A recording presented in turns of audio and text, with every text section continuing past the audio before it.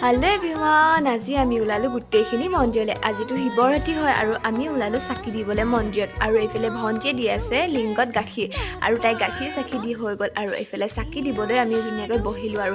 ধুনীয়াকৈ চাকি টাকি দি ললো আৰু এইফালে মই হেয়া কৰিব লৈছো আৰু মৰমে যি দিগদাৰ কৰিছে নহয় মৰমে একদম মন্দিৰটোৰ ভিতৰতে সোমাই গৈছে আৰু এইফালে চাকচোন তাই পোষ্টটো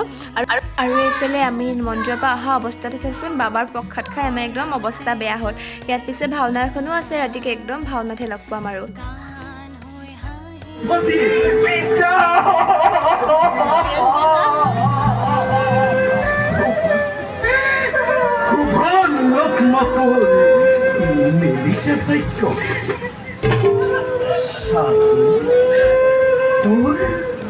তোৰ স্বয়ম্বৰ নিমিত্তে